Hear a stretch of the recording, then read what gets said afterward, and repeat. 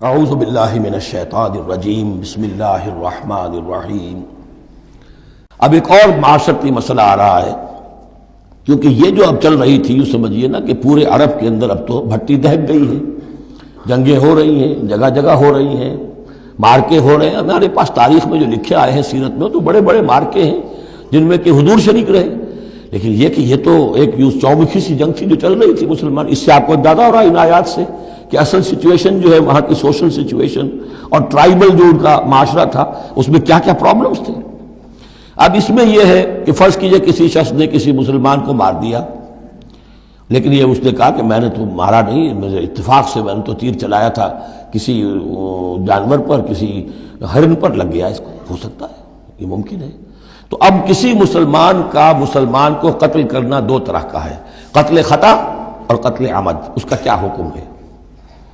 ما کان للمؤمن ان یقتل مؤمنا الا خطا، کسی مومن کے لیے یہ روا نہیں ہے کہ مومن کو قتل کرے مگر خطا کے طور پر۔ نشانہ چوک گیا، کسی کو جان لگا، اب گاڑی ہے، ایکسیڈنٹ ہو گیا، آپ چلا رہے تھے، کوئی اس کے نیچے آ گیا، مر گیا، آپ تو اسے مارنا نہیں چاہتے تھے۔ چنانچہ سعودی عرب میں یہ بھی اسی بد کے تحت یہ فیصلے ہوتے ہیں اس کے ایکسیڈنٹس کے، اس قانون قتل خطا کے تحت۔ وہ قانون کیا ہے؟ ومن قتل مومنا خطا، اور جو شخص کسی مومن کو قتل کر دے قتل خطا غلطی سے، فتحریر رقبۃ مومنۃ، تو ایک مسلمان غلام کی گردن کا آزاد کرانا، ودیۃ مسلمۃ الی اہلہ، اور دیت خون بہا اس مقتول کا اس کے گھر والوں کو ادا کرنا لازم ہے، الا ان یصدقوا، الا یہ کہ وہ معاف کر دیں، خون بہا دینا ہوگا۔ یعنی قتل خطا کے بدلے میں آپ قتل نہیں کریں گے، قتل عمد کی جزا میں قتل ہے، لیکن یہ کہ قتل خطا میں قتل نہیں ہوگا۔ قتل کی جگہ کیا ہوگا؟ ایک تو خون بہا، اور نمبر دو یہ کہ یہ جو گناہ ہو گیا تم سے سرزد، اس کے لیے گناہ کے اثر کو ختم کرنے کے لیے اللہ نے ایک حق اپنا رکھ دیا کہ ایک غلام کو آزاد کرو۔ فَإِن كَانَ مِن قَوْمٍ عَدُوٍّ لَكُمْ، اور اگر وہ مسلمان تھا ایک ایسے قبیلے سے کہ جو تمہارا دشمن قبیلہ ہے، تھا مسلمان اور تمہارے ہاتھوں مارا گیا ہے غلطی سے، وَهُوَ مُؤْمِنٌ، تھا وہ خود مومن، فَتَحْرِيرُ رَقَبَةٍ مُؤْمِنَةٍ، تو پھر صرف ایک مسلمان آزاد کا ایک گردن چھڑا دینا کافی ہوگا، کیونکہ کافر قبیلے کا آدمی تھا، اب اس کو اگر دیت دی جائے گی تو کافر کو پہنچ گئی، وہ تو اس کے گھر والے کافر ہیں، دیت یہاں معاف ہو گئی، لیکن یہ ہے کہ اس کو جو ایک غلام کو آزاد کرنا جو اللہ کا حق تھا وہ برقرار رہے گا۔ وَإِن كَانَ مِن قَوْمٍ بَيْنَكُمْ وَبَيْنَهُم مِيثَاقٌ، اور اگر وہ ہو ایسے قوم سے، ایسے قبیلے سے کہ تمہارے اور اس کے درمیان، اس کے قبیلے کے درمیان معاہدہ ہے، فَدِيَةٌ مُسَلَّمَةٌ، تو پھر وہی حکم آ جائے گا کہ دیت بھی دینی پڑے گی، حوالے کرنی ہوگی، اِلَىٰ أَهْلِهِ، اس کے گھر والوں کی طرف، اس کے وارثوں کو، وَتَحْرِيرُ رَقَبَةٍ مُؤْمِنَةٍ، اور ایک مومن کی گردن، ایک مومن جو ہے کہ جو مومن غلام ہو اس کا آزاد کرنا بھی ہوگا۔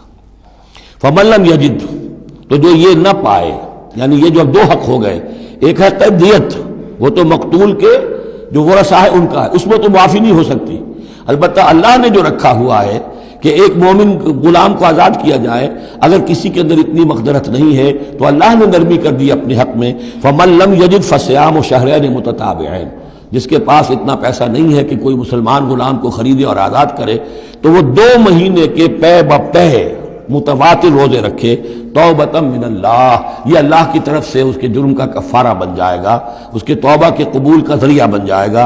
وَكَانَ اللَّهُ عَلِيمًا حَكِيمًا، اور یقیناً اللہ تو علیم اور حکیم ہے۔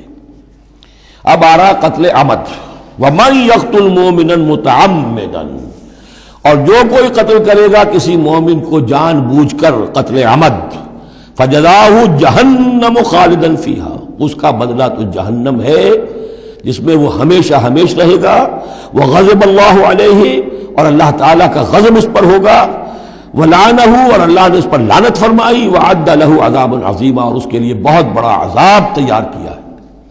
شروع میں آیا تھا کہ 2 چیزیں ہیں، حرمت جان، حرمت مال، معاشرے کی بنیاد اس پر قائم ہے، لہذا یہ کہ ایک مسلمان کا قتل کر دینا بھی اللہ کے ہاں کتنا بڑا ہے۔ آگے چل کر سورہ مائدہ میں اس سے بھی آگے آ گیا، فَكَأَنَّمَا قَتَلَ النَّاسَ جَمِيعًا، کسی ایک انسان کو ناحق قتل کر دینا بھی ایسے ہے جیسے کہ پوری نوع انسانی کو قتل کر دیا، اس لیے کہ تمدن کی جڑ کاٹ دی۔ اور اس سے اندازہ کیجئے ہمارے ہاں کتنا کچھ ایمان و اسلام ہے. یہ جان انسانی جو ہے کتنی سستی ہو چکی ہے، اور قتل عمد جس طریقے سے ہو رہا ہے، مچھر کی جان اور انسان کی جان ایک جیسی ہے. یا ایھا الذین آمنوا اذا ضربتم فی سبیل اللہ فتبینوا ولا تقولوا لمن القی الیکم السلام لست مؤمنا. اب اس آیت کو بھی آپ سمجھیں گے اسی پس منظر میں کہ یہ چومکھی جنگ چل رہی ہے، ہر جگہ ہو رہا ہے معاملہ. تو اس میں فرض کیجئے کہ کہیں کوئی مقابلہ ہوا، آپ نے سمجھا کہ یہ کافر آ رہا ہے، جب آپ اس کے قریب آئے، اسے مارنے لگے، قتل کرنے لگے، اس نے کلمہ پڑھ دیا میں تو مسلمان ہوں، اب کیا کریں گے؟ اس کا حکم دیا جا رہا ہے.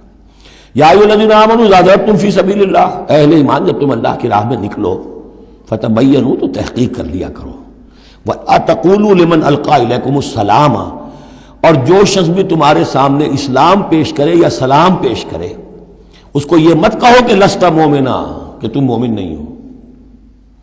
تمہیں کیا معلوم؟ ایمان کا تعلق دل سے ہے. دنیا کا سارا معاملہ اس کے اسلام پر ہوگا. اگر وہ کلمہ شہادت پڑھ رہا ہے اور اپنے اسلام کا اظہار کر رہا ہے، یو ہیو ٹو ٹیک ہم آن ہز ورڈز. تو یہ معاملہ ہو گیا تھا حضرت اسامہ کے ساتھ. حضرت اسامہ کا ایک جنگ میں ایک کافر سے دو بدو مقابلہ ہوا. جب وہ کافر بالکل زیر ہو گیا کہ اب اس کو معلوم ہوا کہ میرے لیے بچت کا کوئی راستہ نہیں ہے، انہیں کلمہ پڑھ دیا، اشہد ان لا الہ الا اللہ واشہد ان محمد رسول اللہ.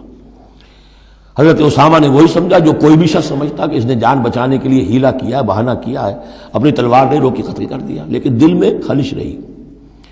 پھر آپ کے خود انہوں نے کہا یا حضور تک اطلاع پہنچی تو حضور ناراض ہوئے. اے اسامہ کیا کرو گے اس دن، کیا جواب دو گے جب وہ کلمہ شہادت تمہارے خلاف مدعی ہو کر آئے گا کہ میرے ہوتے ہوئے تلوار چلی اس کی. جب انہوں نے کہا کہ وہ تو جان بچانے کے لیے اس نے کیا، ہم نے فرمایا حلا شقق بقلبہ، تو تو نے اس کا دل چیر کر کیوں نہیں دیکھ لیا کہ اس کے اندر ایمان ہے کہ نہیں ہے؟ جس قدر غصے کا اور غضب کا انداز. وہی بات کہی جا رہی ہے. یا ایھا الذین آمنوا اذا ضربتم فی سبیل اللہ فتبینوا ولا تقولوا لمن القی الیکم السلام لست مؤمنا تبتغون عرض الحیات الدنیا. دیکھو تم دنیا کا سامان چاہتے ہو کہ اس کے پاس کوئی مال ہے، ہم اسے کافر قرار دیں، قتل کریں، مال غنیمت لے لیں گے. فعند اللہ مغانم کثیرہ، دل تھوڑا نہ کرو، اللہ کے ہاں بڑی غنیمتیں تمہارے لیے ہیں، تمہارے لیے بڑی بڑی مملکتوں کی غنیمتیں آنے والی ہیں. ان چھوٹی چھوٹی چیزوں کا اور اس کے اوپر اتنی حدود اللہ جو ہے اس سے آزادی نہ برتو. کذالک کنتم من قبل، دیکھو تم خود بھی تو پہلے ایسے ہی تھے.